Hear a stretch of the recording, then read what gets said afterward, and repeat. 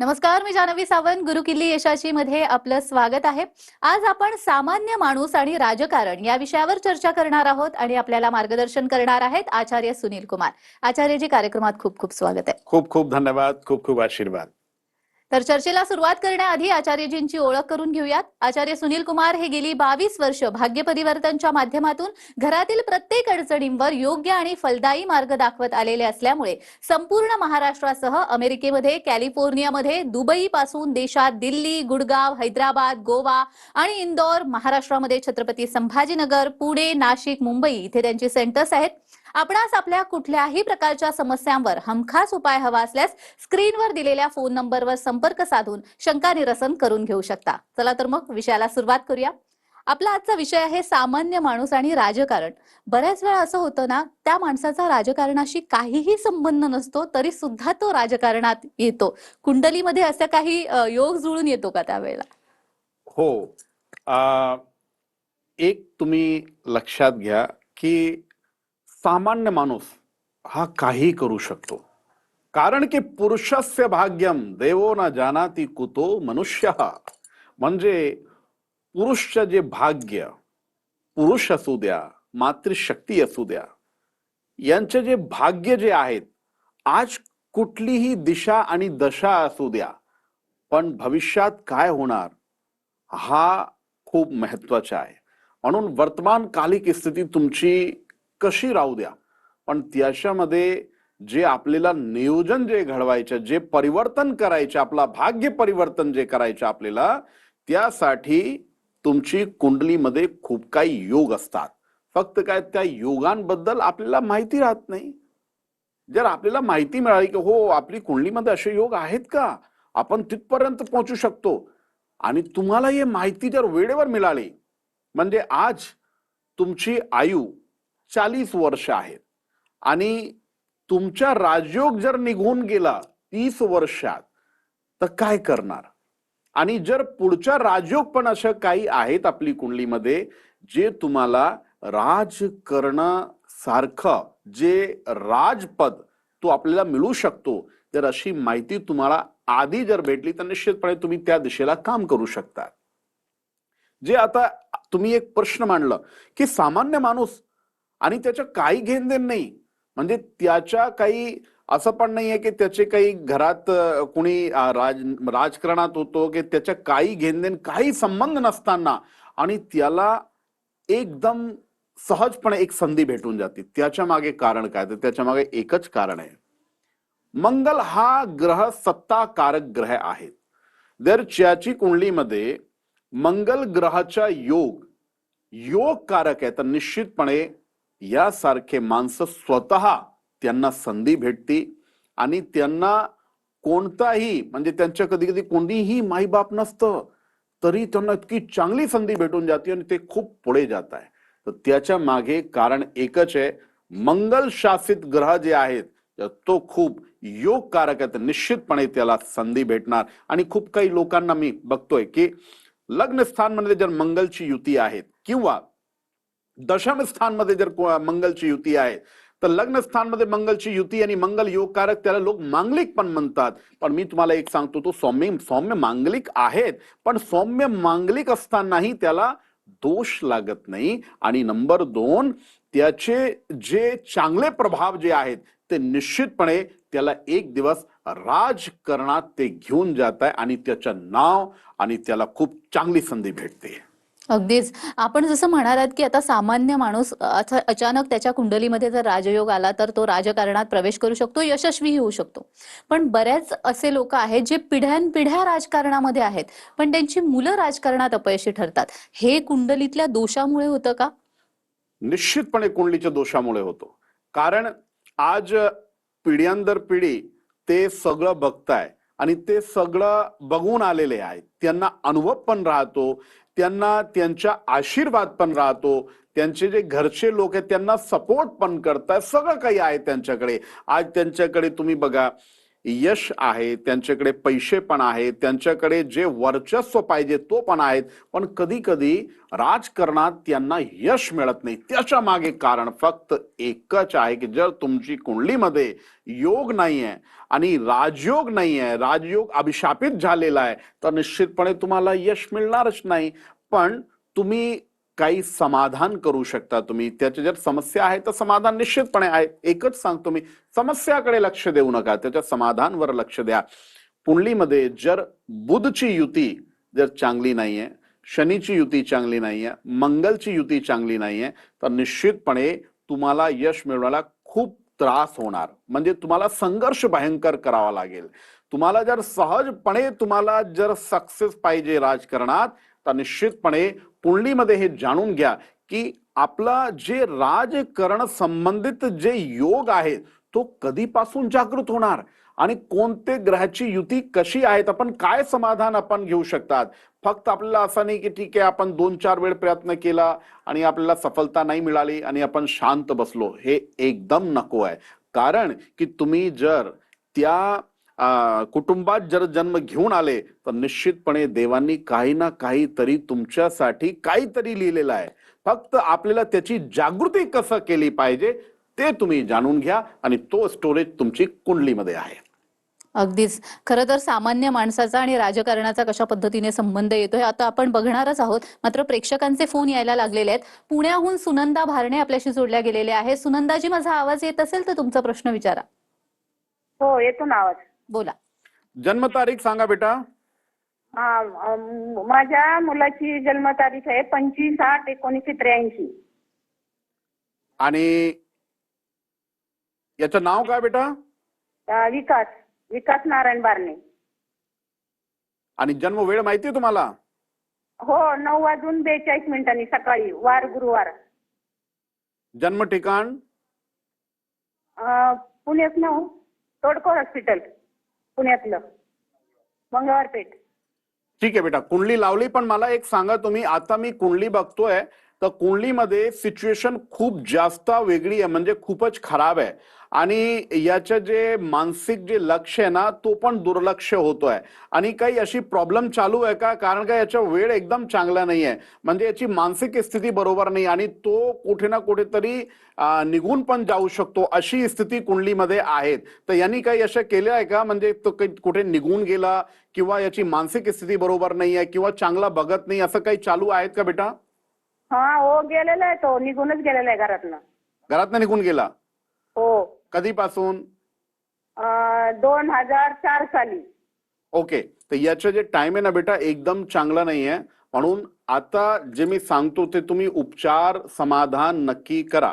आणि उपचार काय केले पाहिजे ते तुम्ही ऐकून घ्या. नंबर 1, त्याच्या जे ते फोटो आहे ना, एक फोटो घ्या आणि फोटोच्या जस्ट पाठीमागे तुम्हाला स्वस्तिक काढायचं. ठीक आहे? आणि स्वस्तिक काढून ते उत्तर दिशेला तुम्ही ठेवून द्या. नंबर 1. नंबर 2, तुम्हाला एक मंत्र सांगतो, राहावे नमः.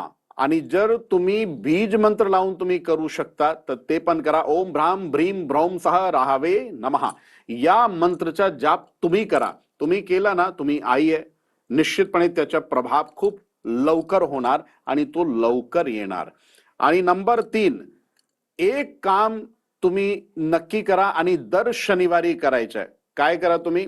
ते जे दर्पण असतो ना, ते दर्पणचं दान करायच्या 19 शनिवार. हे 3 उपाय जर तुम्ही केले ना तर निश्चितपणे लवकर तो येणार. फक्त त्याची मानसिक स्थिती थोडी भ्रमित झालेली आहे म्हणून तो असा निघून गेला. त्याचे योग पण होते कुंडलीमध्ये, पण तुम्ही काळजी करू नका. हे उपाय निश्चितपणे करा. कारण राहूचा प्रभाव खूप वाढलेला आहे.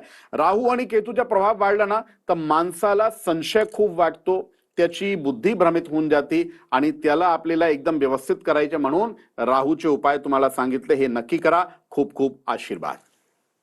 निश्चितच मला वाटतं सुनंदाजींना त्यांच्या प्रश्नाचं उत्तर मिळालं असेलच. तुम्हालाही जर काही असे प्रश्न असतील तर स्क्रीनवर दिलेल्या फोन नंबरवरती संपर्क साधा.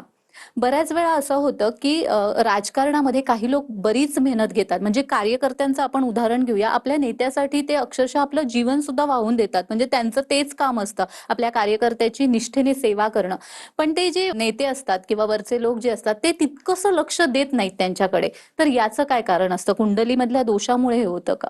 आता जे यांचे जे कुंडली जे होते ज्यांनी आता फोन केला होता त्यांच्या पण सिस्टम तेच होता. त्या कुंडलीमध्ये राहूची स्थिती इतकी जास्त, राहूचा दोष इतका जास्त वाढला होता की तो संशय पैदा करतोय, भ्रम पैदा करतोय. तसंच काय असतं की खूप काही लोक खूप मेहनत करताय आणि ते त्यांच्या नेतेसाठी ते सगळं जे तुम्ही आता सांगितलं ते सगळं म्हणजे आयुष्य पण देताय, खूप वेळ देताय, सगळं काही, पण त्यांच्या जे महत्व वाढत नाही त्याच्या कारण एकच आहे. जर राहूची युती म्हणजे राहूचा दोष जर मंगल, बुध आणि शनी सोबत जर आलं तर निश्चितपणे समोरच्या माणसं तुम्ही कितीही मेहनत करा, पण जे त्यांचे सोबत जे लोक असतात ते काय करतात, ते संशय टाकतात तुमच्याबद्दल.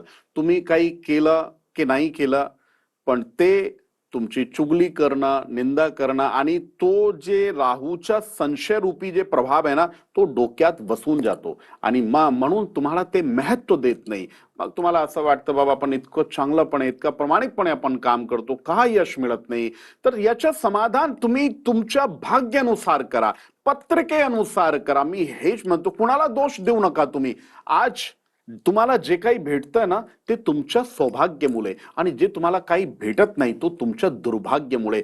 फक्त स्वतःला तुम्ही कारणीभूत समजा, दुसऱ्याला तुम्ही काही दोष देऊ नका. तुम्ही तुमच्या भाग्य जागृत करा, तुमच्या योग जागृत करा, ग्रहांना तुम्ही जागृत करा आणि तुम्ही जे समाज सेवेसाठी राजकारणात तुम्ही जे चांगलं काम करताय ते करत राहा, सतत करत राहा. निश्चितपणे एक दिवस जागृती होणार. पण जर आपण फक्त अंधारमध्ये जर तीर चालवला तसं होणार नाही. तुम्ही पत्रिकेनुसार, तुमच्या भाग्य अनुसार राजकारणासाठी मी एकच सांगतो, जसा तुम्ही कर्म करताय, मेहनत करताय, तसंच तुम्ही दिशा ठरवा. म्हणजे तुमच्या भाग्य त्याच्या पण तेवढाच महत्व आहे, म्हणून भाग्याला पण तुम्ही प्राथमिकता द्या. निश्चितच जर आपल्याला राजकारणात जायचंय तर या सगळ्या गोष्टींचा सुद्धा आपल्याला विचार करायला हवाय. आपण खरं तर या विषयाबद्दल बोलणार आहोत, मात्र वेळ झालेली एका छोट्याशा विश्रांतीची. कुठेही जाऊ नका, पाहत रहा गुरुकिल्ली यशाची.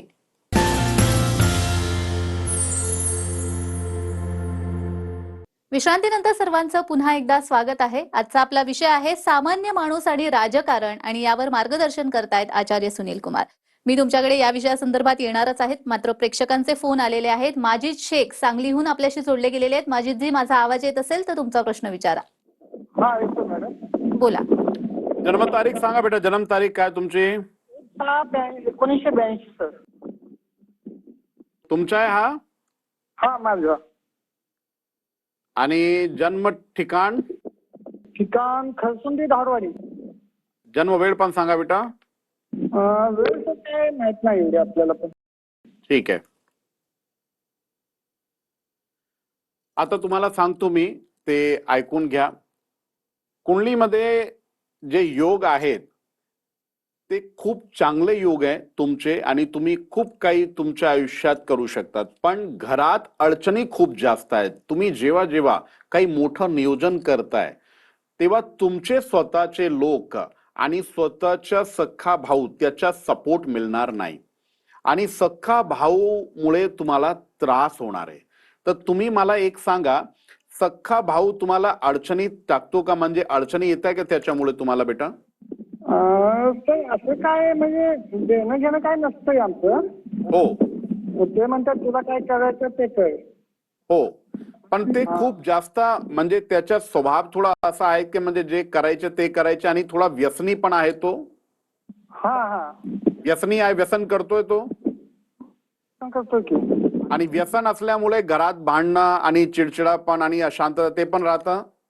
हा ठीक आहे, तर एकच सांगतो, काय करा, घरात जे व्यसन वगैरे जे आहेत, व्यसन जे चालू आहे त्याच्यामुळे जे घरात थोडी अडचणी आणि जे काही भांडणं अशांतता, त्याच्यामुळे तुम्हाला पण थोडासा त्रास होणार आणि काम पण चालणार नाही. तर काय करा, एक उपाय सांगतो मी तुम्हाला, ते उपाय केला पाहिजे. नंबर 1, तुम्ही दर बुधवारी कोणताही हिरवा रंगचा कपडा ते तुम्हाला दान करायचे. म्हणजे जे लोक गरजू असतात, ज्या लोकांना गरज आहेत, त्या लोकांना हिरवा रंग तुम्ही दान करा. नंबर 2, जे आपला लोहेचा कोणताही पदार्थ दर शनिवारी जर तुम्ही गरजू माणसाला तुम्ही दिला वापरायला, ते पण खूप चांगलं राहणार. तर हे 2 उपाय करायचे. आणि नंबर 3, घरात जे एक कपूर असतो भीमसेन कपूर, ते भीमसेन कपूरची धुनी पूर्ण घरात शनिवारी आणि अमावस्येला तुम्हाला द्यायच्या. हे 3 उपाय केले ना तर तुमचे काम पण होणार आणि घरात जे काही अशांतता आहे, घरात जे काही भांडणं वगैरे जे काही चालू राहतो ना, ते पण नाही होणार आणि तुमचे काम चांगल्या पद्धतीने होणार आहे. खूप खूप आशीर्वाद. निश्चितच माजिदजींना त्यांच्या प्रश्नाचं उत्तर मिळालं असेलच. तुम्हालाही जर असे काही प्रश्न असतील तर स्क्रीनवर दिलेल्या फोन नंबरवर नक्की संपर्क करा. आचार्यजी, मगाशी जसं आपण बोलत होतो की जे राजकारणात स्वतःला वाहून घेतात त्यांना त्यांच्या वरिष्ठांची त्यांच्यावरती कृपादृष्टी बऱ्याच वेळा होत नाही. पण असेही काही लोक असतात, पक्षाशी काहीही संबंध नसतो पण अचानक निवडून येतात. त्यांच्या कुंडलीमध्ये असा कोणता योग असतो की ज्यामुळे हे सगळं घडतं? हे तुम्हाला मी एक सांगतो. नंबर 1, जे तुमची कुंडलीमध्ये लग्न स्थान आहे तो तुमच्या आहेत आणि चतुर्थ स्थान जे आहेत तो जनतेचा आहे आणि दशम स्थान सेवा म्हणजे जे तुम्ही काम करताय जनतेसाठी आणि एकादश स्थान जे 11वा स्थान आहे ना कुंडलीचा, तो तुमचा लाभ स्थान आहे. म्हणजे असं समजा, जर हा 4ही ठिकाणी तुमचे ग्रहांची सत्ता खूप चांगली बसली, म्हणजे या 4 ठिकाणी मंगलचा योग, बुध ग्रहाचा योग, शनी ग्रहाचा योग, गुरुचा योग आणि बुधचा योग, आणि जर या ठिकाणी पंचमहापुरुष योग जर आलेला आहे, पंचमहापुरुष योग बनलेला आहे, तर निश्चितपणे कधी कधी काय असतं की तुम्हाला जनतेच्या इतका प्रेम आणि इतका चांगला समर्पण तुम्हाला भेटून जातो की तुम्हाला कुणाच्याही गरज पडत नाही आणि तुम्ही निवडून येतात. आणि याच्या मागे फक्त एकच कारण आहे, जे जनतेचा भाग म्हणजे जनतेचा प्रेम, जे तुमची कुंडलीच्या चतुर्थ स्थान मध्ये जर राजयोग आहे, चतुर्थ स्थान मध्ये जर योगकारक ग्रहांची सत्ता आली तर निश्चितपणे तुमची सत्ता येतात आणि तुमचं नाव आणि तुमचं वर्चस्व वाढत आहे.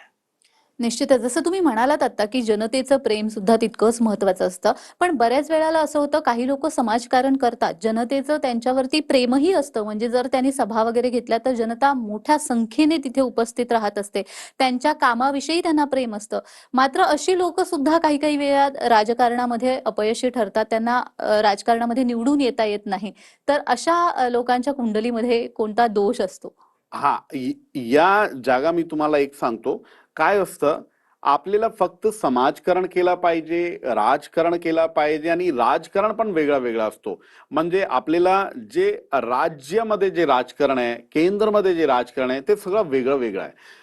जर तुमची कुंडलीमध्ये चतुर्थ स्थान म्हणजे जे जनतेच्या स्थान आहे, त्या जनतेचे स्थानमध्ये जर पंचमहापुरुष योग, चतुर्ग्रही योग किंवा राजयोग आहे, तर निश्चितपणे तुम्हाला जनतेचा प्रेम भेटणार. पण दशम स्थान जर चांगला नाही आणि एकादश स्थान जर चांगला नाहीये, तर निश्चितपणे तुम्हाला राजकारणात संधी मिळणार नाहीत. आणि कधी कधी काय असतं, संधी नाही मिळणार हा एक वेगळी गोष्ट आहे, कधी कधी अपयश अजून तुमच्या वाढतो. म्हणजे जेव्हा तुम्ही समाजकारणात होते, जनतेच्या जे प्रेम तुम्हाला भेटत होता आणि लगेच तुम्ही राजकारणात आले की हळूहळू हळूहळू तुम्ही त्या दिशेनं एकदम विस्मरण होऊन जातं. म्हणजे लोक तुम्हाला पसंत करत नाही आणि लोकांना हे आवडत नाही. तर हे काळजी घेतली पाहिजे की आपण आपली कुंडलीमध्ये काय योग आहे. आणि दुसरा, जर कुंडलीमध्ये त्रिकोणमध्ये राजयोग आहेत, तर राज्यस्तरीय राजनीती ते आपल्यासाठी खूप चांगली आहे. आणि जर केंद्रमध्ये राजयोग आहेत, तर निश्चितपणे आपण केंद्रची राजनीती आपण त्याकडे लक्ष दिला पाहिजे. तर समाजकारण केला पाहिजे, राजकारण केला पाहिजे, आणि राजकारणात आपल्याला कुठली दिशा आपल्यासाठी चांगली आहे हे सगळे योग आपली कुंडलीमध्ये असतात. फक्त कुंडलीची माहिती जर तुम्ही जाणून घेतली ना, तर तुमची जे दिशा आहे ना ते एकदम सामान्य होऊन जाईल आणि तुम्हाला खूप नाव, यश आणि तुमच्या भाग्य परिवर्तन निश्चितपणे होणार. अगदीच. आणि आत्तापर्यंत आपण बोलतोय ते कुंडलीमध्ये योग आहे किंवा दोष आहे याविषयी. पण एखाद्या व्यक्तीला, सामान्य व्यक्तीला त्याने स्वप्न बघितलेलं आहे, आपल्याला राजकारणातच जायचंय, पुढे जाऊन आपल्याला राजकारणामध्येच प्रवेश करायचा आहे. पण त्याला त्याच्या कुंडलीविषयी, त्यामध्ये राजयोग आहे का नाही याविषयी आधी काहीच माहिती नाही. तर अशा व्यक्तीने काय केलं पाहिजे? अशा व्यक्तीने संकल्प सिद्धी केली पाहिजे. एक असतो संकल्प की मला हे करायचे, जसं आता तुम्ही सांगितलं की त्यांनी जर मनात विचार केला मला राजकारणात जायचे म्हणजे जायचे, तर हा संकल्प झाला. पण ते संकल्प सिद्धी कसे होणार, संकल्प जागृत कसं होणार, तर याकडे लक्ष दिला पाहिजे. आणि संकल्प सिद्धी तुम्ही फक्त जर ठीक आहे तुम्हाला माहिती नाही आहे पण तुम्ही माहिती घेऊ शकतात.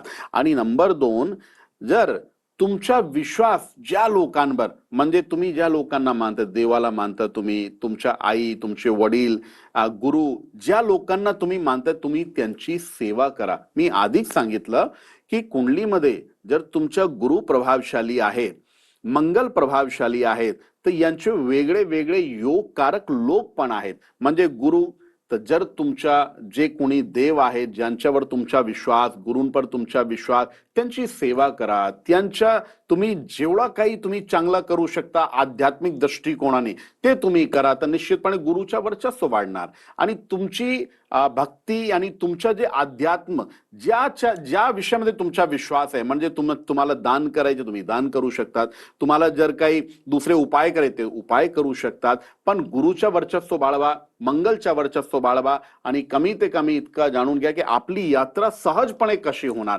सहजपणे आपल्याला सफलता घेता कसं येईल, तर याची माहिती जर आपल्याला मिळाली तर निश्चितपणे राजकारणात तुमचं जाणं एकदम सिद्ध होणार. अगदी सामान्य माणसाचा आणि राजकारणाचा संबंध आपण पाहिलेला, आणि ज्यांना इच्छा आहे खरोखर राजकारणामध्ये जायची, किंवा ज्यांना राजकारणात असूनही अपयश का येतं या प्रश्नाचं उत्तर मिळत नव्हतं आतापर्यंत, या तुमच्या मार्गदर्शनामुळे निश्चितच त्यांना हे उत्तर मिळालेलं असणार आहे. तुम्ही इथे आलात आणि खूप छान मार्गदर्शन केलं, त्यासाठी खूप खूप धन्यवाद. खूप खूप धन्यवाद आणि आशीर्वाद. ओम स्वस्ति सुते कुशलमस्तुचिरायुरस्तु गोवाजी हसि धनधान्य समृद्धिरस्तु ऐश्वर्य बलमस्तु पुक्षयोस्तु वंशे सदै भवताम हरिभक्तिरस्तु दीर्घमायुः. आशीर्वाद. तर गुरुकिल्ली यशाची मध्ये आज आपण इथेच थांबतोय. पुन्हा भेटूया एका नवीन विषयासह. तुम्ही कुठेही जाऊ नका, पाहत रहा TV9 मराठी.